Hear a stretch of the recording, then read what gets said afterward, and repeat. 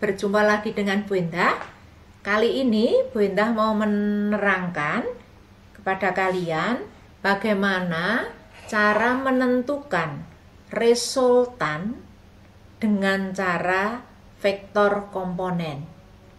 Ini berguna kalau nanti seandainya ada dua atau lebih vektor di dalam soal-soal. Para siswa, sekarang Bu Endah mau menentukan bagaimana menghitung resultan dengan vektor komponen, di mana di sini ada beberapa vektor. Kalau dua vektor memang lebih mudah dengan metode grafis atau analitis. Kalau ini dikenal dengan metode analitis. Nah, untuk pembelajaran kali ini, vektor yang kelas 10 itu dibatasi. Dibatasi pada apa? Yaitu sebuah vektor yang diuraikan dalam bidang datar. Dalam bidang datar, bukan ruang ya. Menjadi dua vektor komponen yang saling tegak lurus. Nah, yang perlu diingat, langkah pertama, setiap vektor diuraikan menjadi komponen sumbu X dan sumbu Y. Oke. Saya misalkan, ini ada tiga vektor, A, B, C. Gitu ya. Kemudian yang kedua, menentukan resultan vektor pada sumbu X dan sumbu Y. Nah, biasanya ditulis sigma Fx dan sigma Fy atau sigma Rx dan sigma Ry, itu resultan. Kemudian yang ketiga, menentukan resultan secara keseluruhan. Nah, saya akan menggambarkan langkah yang pertama. Langkah pertama tadi, vektor diuraikan menjadi komponen sumbu X dan Y. Oke. Caranya, ujung vektor yang A ini kita tarik garis tegak lurus ke sumbu X. Kita tarik ke sumbu X. Kemudian juga ujung vektor A kita tarik ke sumbu Y.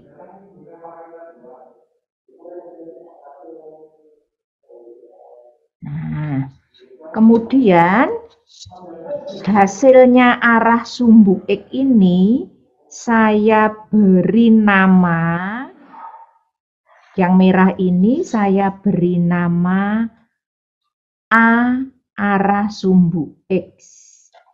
Kemudian yang ini arah sumbu Y. Maka saya beri nama A, Y. Nah, kalau yang B diuraikan tidak, yang C diuraikan tidak. Nah, kebetulan B ini segaris atau berimpit dengan sumbu X, maka vektor B tidak diuraikan. Kemudian vektor C juga tidak diuraikan karena berimpit dengan sumbu Y. Jadi tadi menguraikan vektor pada komponen sumbu X dan Y itu apabila vektor itu membentuk sudut tertentu terhadap sumbu X dan sumbu Y. Kemudian langkah kedua, menentukan resultan vektor pada sumbu X dan sumbu Y. Biasanya ditulis Rx, Ry. Saya tuliskan di sini. Jumlah resultan pada sumbu X namanya sigma Rx. Itu apa? Anda lihat di arah sumbu X itu ada AX. Kemudian juga ada vektor B. Karena vektor B-nya berlawanan, maka saya tulis min B. Paham ya? Kemudian kita menentukan resultan pada sumbu Y. Sumbu Y apa? Adanya yang sumbu Y yang arah ke atas itu AY. Ini indeks AY min C. Nah, ini langkah kedua. Menentukan resultan vektor pada sumbu X dan sumbu Y. Kalau ini nanti sudah ketemu, baru Anda menentukan R sama dengan akar, karena ini arah sumbu X yang tegak lurus, maka apa? Rx kuadrat ditambah sigma Ry kuadrat. Nah, sudah langkah ketiga sama dengan itu. Saya berikan contoh, misalnya saya punya 3 vektor F1, F2, F3. Menurutmu yang diuraikan yang mana? Oke, betul. Jadi F1 ini tidak diuraikan karena apa tadi? Karena berimpit atau sejajar dengan sumbu X. Nah, yang diuraikan apa? Yang diuraikan adalah F2. Ingat tadi, ujung F2 ditarik garis ke bawah. Kemudian ditarik ke kanan, berpotongan dengan sumbu Y. Nah, maka hasilnya adalah ini. Saya gambar dengan spidol warna merah. Oke. Ini saya beri nama F2X. Ini saya beri nama F2Y. Kemudian masih ada satu vektor, yaitu apa? F3. Karena F3 juga miring, maka harus juga diuraikan. Ujung ini tarik ke sumbu X, ini ditarik ke sumbu Y. Oke, saya tebalkan dari hasil perpotongan di sumbu X dan Y. Ini, kemudian di sini ada 2. Supaya gambarnya jelas, maka saya taruh di bawahnya, meskipun ini harusnya jadi satu dengan warna merah. Ini saya beri nama F3Y, ini F3X. Paham ya hasil uraiannya? Nah, sekarang kita menentukan dulu. Di sini. F1 tadi tidak diuraikan. Yang diuraikan hanya F2 sama F3. Nah, F2-nya diuraikannya begini, Cah Bagus. F2X itu sama dengan F2 cos 37 derajat. Ya, ingat kembali, sisi samping sudut itu cos.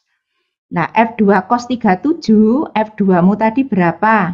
10. Cos 37 berapa? 0,8. Maka ini ketemunya 8 Newton. Kemudian F2Y. F2Y ini sisi depan sudut.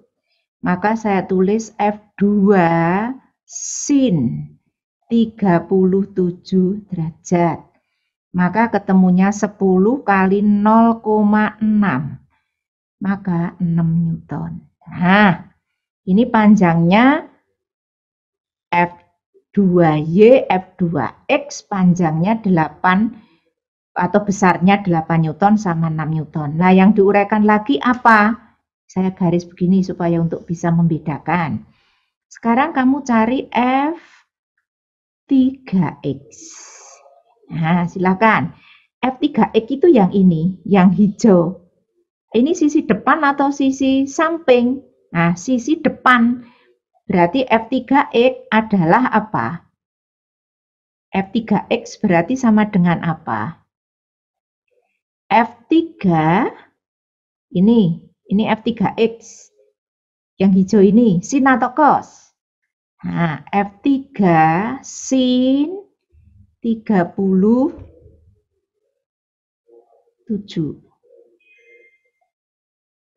Jadi jangan nanti bingung loh ya, ini tergantung letak sudutnya, F3X yang ini sama dengan F3 sin 37. Berarti 6 kali 0,6. Berapa? 3,6 Newton. F3Y sama dengan F3 cos 37 derajat. Maka 6 kali 0,8 4,8 Newton. Nah, ini sudah diuraikan. Kemudian langkah berikutnya tadi apa? Menentukan resultan vektor pada sumbu X dan sumbu Y. Nah, karena ini F, maka saya menulisnya sigma Fx. Kita cari. Biasanya ini perjanjian saja. Ke kanan kita ambil positif, yang ke kiri negatif. Yang ke atas diambil positif, yang ke bawah diambil negatif. Tapi boleh tidak dibalik? Boleh. Supaya kamu mempermudah saja, tidak apa-apa. Sigma Fx, berarti Fx itu yang ini, sumbu X, maka berapa? F1, ini saya tulis dulu, dikurangi F2X, dikurangi F3X. Kita masukkan angkanya ya, 10 dikurangi F2X tadi berapa? 8. Dikurangi berapa? F3X, 3,6. Maka ketemunya berapa? Ini dengan ini 11, betul? 11,6 dikurangi itu berarti min 1,6 Newton. Loh kok negatif, Bu? Oh ya boleh saja. Karena kalau negatif ini artinya menunjukkan arahnya ke kiri, karena nanti ini ke kiri. Kemudian kamu bisa menentukan berikutnya adalah sigma Fy. Lihat, sigma Fy adanya adalah F2Y dikurangi F3Y. F2Y-mu tadi berapa? 6. Dikurangi berapa? 4,8. Maka ketemunya adalah berapa? 1,2 Newton. Nah, ini berarti langkah kedua sudah. Ini tadi langkah pertama, langkah kedua.